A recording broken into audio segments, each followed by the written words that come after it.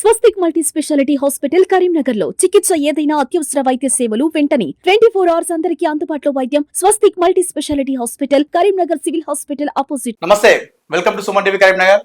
నేను మీ అనిల్. అంతా అనుకున్నదే జరిగింది.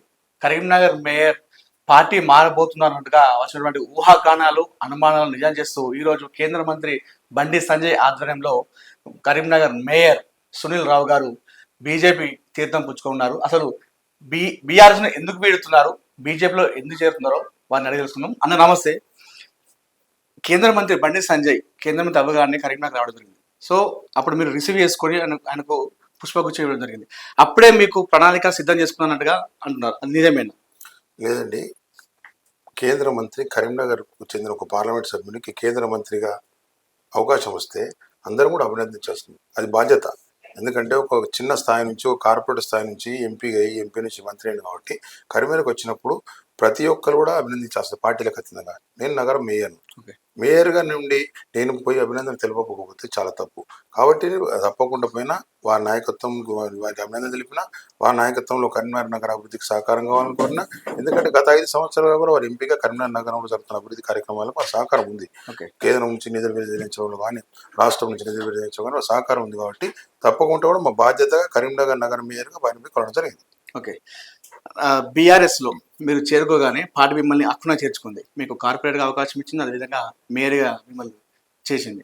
సో బీఆర్ఎస్తో మీకు అనుబంధం చాలా పెద్దదని చెప్పుకోవచ్చు. ఎందుకు వీడుతున్నారంటే మీరు ఏం చెప్తారు? బీఆర్ఎస్ పార్టీలో చేరినప్పుడు 2014లో నేను అప్పటికే కార్పొరేటర్, అప్పుడే గెలిచిన. నా భార్య కూడా కార్పొరేటర్, ఇండిపెండెంట్ గెలిచిన. ఇద్దరం కార్పొరేటర్లకు బీఆర్ఎస్లో జాయిన్ అయినాం 2014లో. 2014 నుంచి 2019 వరకు కూడా కార్యకర్తగా పనిచేసినాం బీఆర్ఎస్ పార్టీలో. ఎలాంటి పదవులు ఆశించలే, ఏమైనా క్రమశిక్షణ గల కార్యకర్తగా పనిచేసినాం.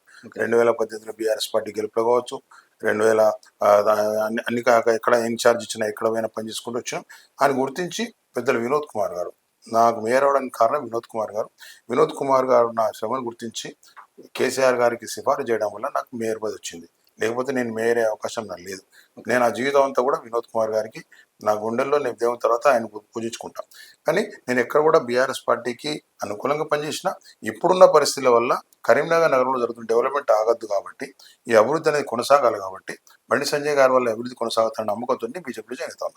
ఓకే, అధిష్టానంతో మాట్లాడడం జరిగిందా? మీకు ఇప్పటికీ ఫోన్లు వస్తున్నట్టుగా తెలుస్తుంది, సంప్రదింపులు జరుగుతున్నట్టు తెలుస్తుంది. మాట్లాడి చెప్పినాం, మా అభిప్రాయం చెప్పినాం.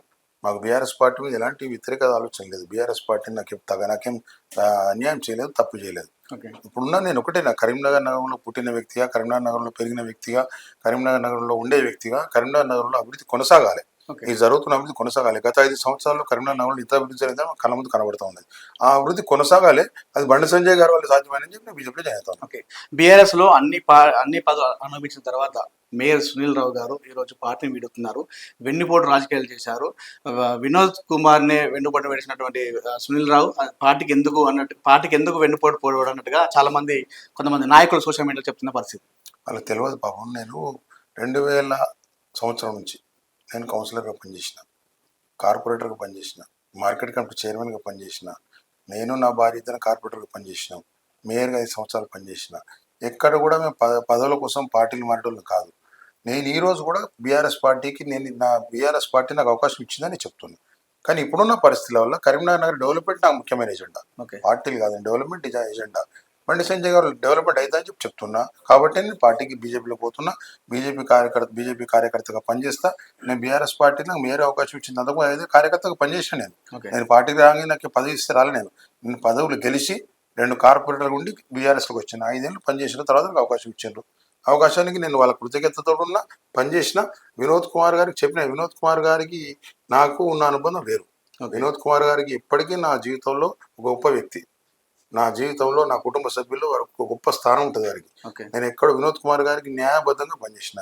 మొన్న ఎన్నికలకు కూడా పోటీ చేయకుండా సలహా ఇచ్చిన నేను. పరిస్థితులు బాగలేవు, పోటీ చేయకుండా సలహా ఇచ్చి డైరెక్ట్ ఆయన వారికి మాట్లాడినాను.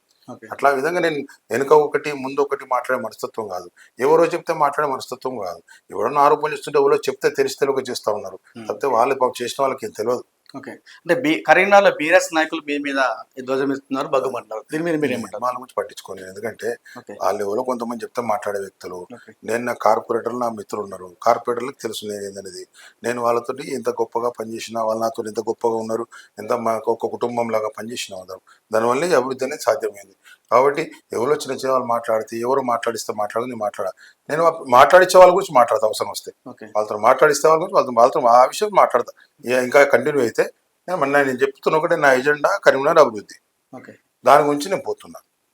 ఇంకా వేరే ఏమైనా పిచ్చి పిచ్చి ఆలోచనలు వాళ్ళు మాట్లాడి ఏదో మాట్లాడిస్తే నేను కూడా మాట్లాడాల్సి వస్తుంది. నాకు కూడా చాలా మాట్లాడొచ్చు.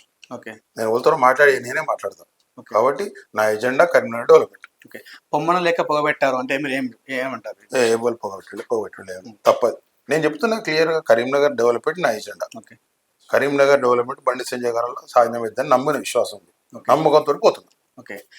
కరీంనగర్ నుండి భవిష్యత్తులో బీజేపీ నుండి ఎమ్మెల్యేగా సునీల్ రావు గారు ఉంటారు.